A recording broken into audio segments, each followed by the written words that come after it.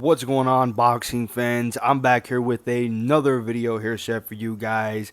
Gonna be giving my reaction and recap of this absolutely tantalizing, must-see, epic card by the ring, headlined by Edgar Berlanga versus Hamzah Sheeraz. I mean, this card absolutely produced a banger, full on through for the entirety of the 41 rounds that was in that boxing ring. It was absolutely beautiful boxing work that we can be able to see. And the first fight, obviously, on this card to be able to talk about on this main card was David Morrell versus Imam Katayev. From upon researching and seeing some of the things about Imam Katayev, who has kind of been a little bit under the radar, hasn't been out and really known out of a lot of the contenders in the light heavyweight division. Imam has a lot of skills. Imam has a lot of things that are going to create a lot of issues in the light heavyweight division, and they were definitely showcased in this matchup against David Morrell. Now, obviously, this one was a close barn burner to the end. In my honest opinion, this one was the fight of the night. I know that means a lot because a lot of these fights on this card, all four of them were absolute bangers through and through. But this one with David Morrell coming in this fight with only it being 10 rounds, so pacing and exerting a little bit more energy and a little bit more power in terms of throwing a lot more shots in this one was definitely in equity.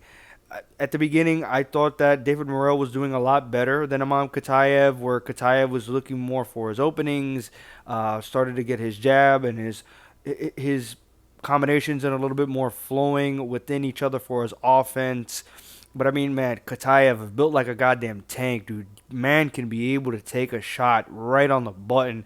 David Morrell hits like a goddamn tank, dude. And just throughout the fight, he was landing hellacious shots. But shout out to Imam Katayev. I really thought that he came up and showed through a lot through this performance on this one. I didn't think it was more so that David Morrell was really having a lackluster performance. I just thought Imam Katayev really showed up to this truest potential of what he could actually be, and that's an absolute real threat. 100% on the commentary, a lot of people are talking about how they had Katayev winning this one. Katayev potentially could have got robbed. I thought this was really, really close. Could have gone either way, in my honest opinion. Trying to be as non-biased as I am.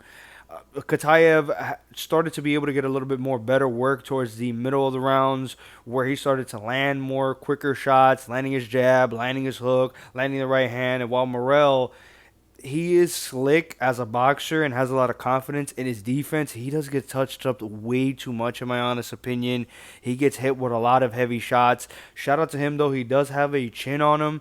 But while he does have a chin, just taking too much punishment that's unnecessary by just being too arrogant and cocky really cost him this one. And it really could have cost him this one in this fight, particularly because in that sixth round, I think that's when things started to be able to turn toward Morrell's way, where I thought that that was his best round throughout the majority of the fight, where Katayev, I think, started to get more into his groove after, I would want to say, the second round, and he started to be able to land the better combinations, box better, coming in forward with the pressure, and having Morrell on the back foot. Morrell, again, in that sixth round, really started to be able to implement more of his game plan, having Katayev move a lot more back forward, and just in this arrogance, cocky type of thing that this guy does. And shout out to him because it works out for him in moments and in spurts. That's just how he is as a boxer. But Katayev lands this like beautifully timed overhand right with goddamn nearly all the power that he has in his body. Lands it right on the button of David Morrell. Morrell gets dropped by this shot, is hurt badly, and gets saved by the bell. And then from there on, from the seventh and towards the end of the fight, towards the 10th, the recovery time by David Morrell, I think, was absolutely tremendous. That he was able to show out that heart and really shell out a great performance. Because then after that, he weathered the storm very perfectly, and I think he outdid. I think he outworked. And if I'm being completely honest, outboxed Imam Katayev. And Katayev is a great boxer, very underrated boxer in that light heavyweight division. And while he was just pumping out the jab, keeping in his combinations. And then towards the ninth round, that's when he started to land more hellacious combinations where he started to really let go of that right hook to the body with him in the southpaw stance. The uppercut just on the button to Katayev. Again, I don't know how this dude, he was getting rocked and wobbled all over the place towards that ninth and 10th round where Morrell started to land more heavy leather. Again, very close fight. I could be able to see Katayev winning this one. I wasn't going in and with the mindset that I'm going to be judging and going round by round and really dissecting this one. 100% I could be able to do that in a recap of reviewing a more in-depth breakdown of that fight, but just off my first initial reaction, I think that it was a draw. Maybe you could lean towards Morrell. I think Morrell did a little bit better towards the end, but Katayev definitely banked in on the earlier rounds. His body work, his combinations were really working well. I mean, Morrell, man, could be able to take some damn punishment, and especially getting knocked down and getting up off the ground after that one. I mean, it was a great performance by both men. Stock goes up by Katayev 100%. He's a guy like a Israel Madrimov or Sergey Boachuk, where doesn't really have a tremendous name, is not really known, and is in the real big public eye of boxing and is known as one of these great boxers as of right now. But once you match up with him, you're going to be in hell for pay because he's going to give you that work 100%. And I definitely can be able to see him giving a lot of issues to a lot of other boxers again in this light heavyweight division towards the top end. Whoever, if he does get matched up, hopefully beautifully. But again, a lot of people did think that he got robbed in this one. It could have went the other way. But neither here nor there. It was a tremendous fight to be able to start off this card with a bang. And moving on up the card, we got Alberto Puello versus Subriel Matias. And this fight was 100% guaranteed to be the fight that you expected it to be. I believe that I went with Alberto Puello in this one. I thought it was going to be very close, very competitive because every single fight that Alberto Puello is in, it is always a split or a majority decision going either which way, and usually it was going Puello's way, especially on the undefeated streak that he was as a boxer so far. This one was, again, the really typical Alberto Puello being on the back foot, having his back along the ropes, and Subriel Matias being the absolute Terminator that he is, just continuously walking down and walking forward, bringing heavy pressure, landing good shots and combinations, especially in terms of the volume, and Alberto Puello just trying to be able to weather the storm. I think Subriel Matias was doing a lot better in terms of the earlier rounds, just trying to be able to get into the face and really frustrate Alberto Puello. Puello had some rounds, especially early on, I want to say in the first 6 rounds, he had some rounds early on where he started to be able to swing momentum his way, or he won a couple of rounds and turned it a little bit more towards the tide of what he wanted to be able to accomplish, making Matias miss, making him more slipping in terms of technique, as well as just making him look a little bit as a fool. Matias just trying to be able to walk in forward a lot more easier. And both of these guys, again, man, were landing hellacious shots against each other, really digging deep in terms of the power. I'm surprised nobody ever went down to any type of shots that were being thrown. But Matias, he has that style, again, where he wants to be everything into a phone booth. It was a phone booth type of matchup where they were inside to each other, landing a lot of volume, a lot of hellacious shots. But I think towards the end of the fight, if you want to be talking about the back half of the last 6 rounds, I think that Alberto Puello did a lot better work compared to Subriel Matias, where Matias was still bringing on the pressure and still coming on forward and making the most of the fight. But I think Puello was doing the better work, making the adjustments, landing more in terms of counter shots, and landing the more cleaner, effective shots than Subriel Matias. But all in all, I mean, again, another close and competitive fight between two guys where you can honestly see it going either way. This one for sure, I was leaning more towards Puello. I think Puello, especially towards the end of this fight, was doing the better work between these two guys. But Subriel Matias being in the judges' hands, also being the bigger and known star, and Puello has been getting a lot of decisions going his way, whether it be rightful or not. It went to Matias's way. He was the aggressor. He was leading the dance. He was in control of the majority of the fight and fighting at the pace that he wanted to be able to fight at. throughout the entirety of the fight, regardless if he got a little bit of sloppy. And yes, again, he was being the aggressor. He did land a lot of shots, and the majority of this fight was very, very competitive. But again, I did think that in this one, in this case, I think that Alberto Puello should have gone out and got the victory over Subriel Matias. But again, this one is another close competitive one where it could have gone either way. Gave it to Matias. Obviously understood. Matias is the bigger, more known, I wouldn't say star, but known fighter. And Puello is an absolute, real like issue to be able to deal with. Understandably so. They want to be able to move things along and not go with the rematch, even though I would 100% want to be able to see a rematch between these two guys because they were laying it out on the line in that one. But yeah, understandably so, giving it to Matias. They already have a matchup ready for him to be able to go on next with. I think it's Andy or something, Dalton Smith, something like that. UK fighter on the other side fights similar to like a Liam Paro, which is the style that gave some issues to Subriel Matias as he lost to him on like the big showcasing matchup with him as the main event last time out for him. But yeah, that one was another incredible fight to be able to see. And now moving on to the co-main event, and we had an absolute banger. A lot of people thinking that that's not something that you can be able to say and have in the same sentence in with Shakur Stevenson. Shakur Stevenson versus William Zepeda, really testing his mettle 100%. I did not see this fight actually coming to the fruition as I envisioned it to actually be going down. I thought Shakur Stevenson was going to box circles around William Zepeda, but this one was a lot more better of an outcome by Shakur Stevenson. 100%, I think he gets a lot more respect in terms of the boxing scene and really making him more involved as a star because this was a star making type of matchup in this one. Shout out to William Zepeda, 100% came out on his own. I mean, really, he was on one. He had one of the best performances seeing out of him ever in his career, especially coming out of the Tevin Farmer fights, where both of those were very, very close and controversial ones that lean more to the Zepeda's way.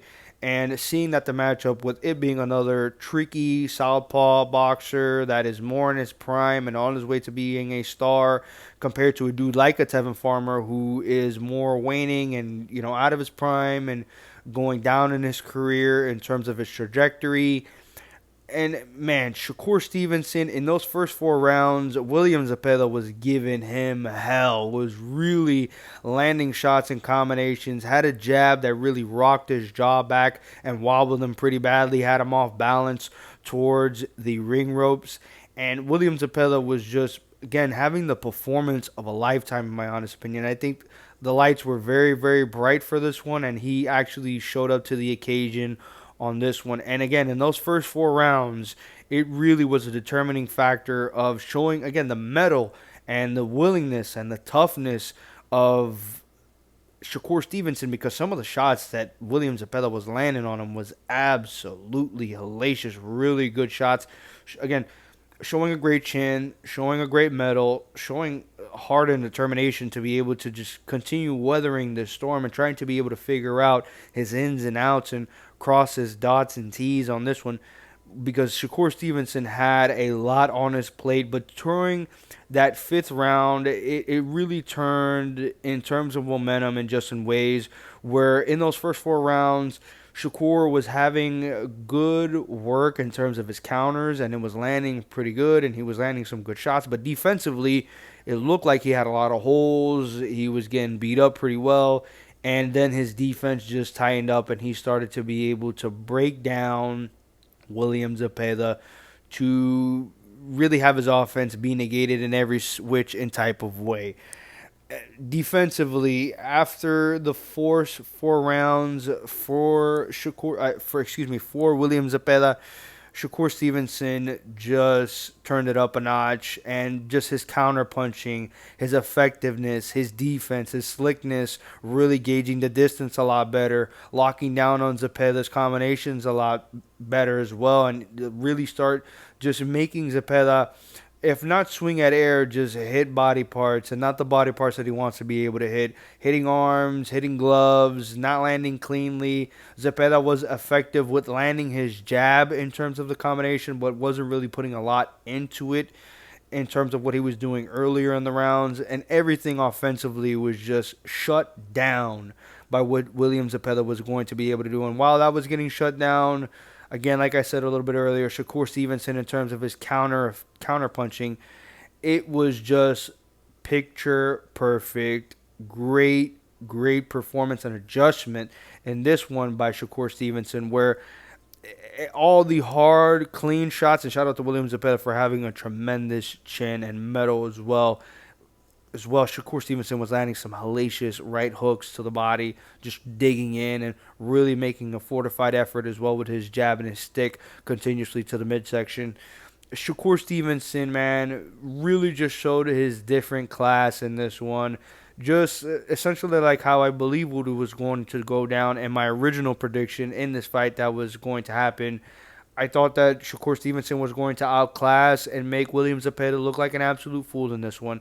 And while he didn't to the certain extent that I expected it to be, he eventually did do that. He outclassed him, really making him just stripping every type of weapon away from him and making William Zepeda a non-factor in terms of what he wanted to implement and what he was implementing, especially early on in this fight against Shakur Stevenson. Shakur Stevenson, I believe, in a star-making performance for him, really having a true and really great first win against another guy who was undefeated in his prime as well, former champion in their division. I can't. There's only so many superlatives I can be able to say. And again, another hellacious and great fight by these two guys. So far, the card has been absolutely chef's kiss, absolutely beautiful. And now moving on to the main event, and we had what exactly I expected to happen, and what I did expect to happen was a knockout. And I did choose Edgar Berlanga to be able to win this one over Hamzah Sheeraz, especially how they looked in their previous, most last performances what they had in their career. But, man, shout out to Hamzah Sheeraz, man, moving up to 168, being a underdog in this one. Actually, no, excuse me, he was actually the favorite on this one. But there's a lot of other people who was believing that Edgar Berlanga was going to be the favorite and actually come out on top in this one. And while we had three great fights that were absolute wars of attrition and great feats of humanity of just being able to go through punishment, I was waiting for the time for this main event to conclude, and I obviously knew that one of these dudes was going to be getting put out cold. One thing I do want to be able to say before I get into the knockout and wanting to be able to talk about the future of these guys and yada yada yada. Edgar Berlanga, I think he had a pretty decent performance. His technique was actually pretty well. He was landing a jab pretty effectively. He landed a few left hooks that were really good. And then he just met his maker, and Hamzah Sheeraz just clobbered him with a absolute picture-perfect combination with having this left hook right on the button, or it was a right hand. I'm not trying to be able to memorize this. I had so many fights to be able to watch on this night, but I just know that one of those shots landed on the button, and it was just down from there. The defense and the lack thereof for Edgar Berlanga, and also with him going up with a power puncher and a dude with a bigger reach and a dude that looked a lot bigger than him in this one. And Berlanga is actually a pretty big boy, especially in there, especially last time out against Canelo. He looked like an absolute giant in there. And then having Hamzah Sheeraz absolutely tower over him in this one. I mean, it was a great performance. I think Berlanga did okay to the point where, he eventually did get knocked out. But, man, Hamzah Sheeraz putting his name on the map, man. Absolutely. Again, picture perfect. Left hook or right hand right on the button. Putting him down. Then landing another great combination that I thought was going to be the end of the fight. But then it got called off. Got saved by the bell by Edgar Berlanga. And then again, another combination to be able to start, I believe, the sixth round that went into there. and they got the finishing job done, that being Hamzah Sheeraz. Sheeraz is now on his way to be able to get a big, lucrative fight against Canelo Alvarez, if that being he does go against Terrence Crawford and does get the victory over him, which him being the heavy favorite on that one, maybe looking into the future a little bit too much. But Hamzah Sheeraz with a great performance and doing something that Canelo wasn't able to do, where Canelo got a knockdown on Edgar Berlanga and did hurt him and wobble him pretty badly. But Hamzah Sheeraz, just another dude, long, lanky, in his prime, bigger reach, and him doing something that Canelo didn't do, and that was absolutely flattening out Edgar Berlanga. Berlanga now on a two-fight losing streak against two dudes who are clearly tiers above him as of right now. Berlanga, I think, is just more of a mouthpiece that has pretty decent power in his hands that can be able to do some things. But besides that, I think that's pretty much what all he is. He's probably a one-trick pony. Even though, again, I did think that he looked a little bit better in this performance compared to the one that he had against Canelo. Obviously, the matchup against Caleb Plant, where Caleb Plant is coming off a loss as of right now, and they wanted to be able to make that matchup with him versus Jermall Charlo. Don't know if that's going to be able to come to fruition, especially with Plant coming off the loss. But now you have Plant coming off a loss, and you have Berlanga also coming off another KO loss. Plant it's not a KO puncher. He has pretty decent power, more known as a boxer. You can be able to make that matchup and still have pretty good, up there, great competition level of performance between those two guys. And that's maybe something that they can be able to see on the horizon for themselves. But another star-making performance in the main event by Hamzah Sheeraz, really redeeming himself, especially after the draw against Carlos Adames, where I believe Carlos Adames 100% got robbed in that one. But he was in Riyadh. Sheeraz is their boy. Boxing politics. That will never die and that will never stop. It is what it is. Hamzah Sheeraz, man, showed up and showed out what he needed to be able to do.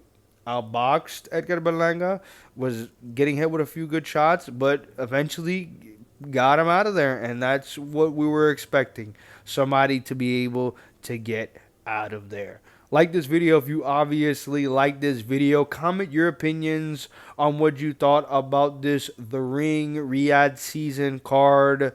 Headlined by Turki Al-Adik, making a great card. We're having great matchups. Actually, stylistically, is actually something to be able to be in the works for us. Who do you think won the Morrell versus Katayev fight? Do you think Katayev got robbed? Do you think it was right to go to Morrell? Did you think it should have been a draw? Also, as well, did you think Puello should have got the victory over Matias, or Matias was the rightful winner? Or did you think it could have been another draw as well? Shakur Stevenson, do you think this actually makes a star out of him? And who do you want to see him matched up next up in his next performance? As well as William Zepeda, what do you want to see out of him and his next opponent, of what he wants to be able to secure for himself? And obviously, Hamzah Sheeraz making himself a bigger known star, especially in the States, in Berlanga, now in a dreadful drought for himself, especially this time getting flattened out cold. And yeah, subscribe, boxing fans. If you love this content, I love you for loving this content, because you're beautiful, and I love you. And thank you guys again for watching again, and peace.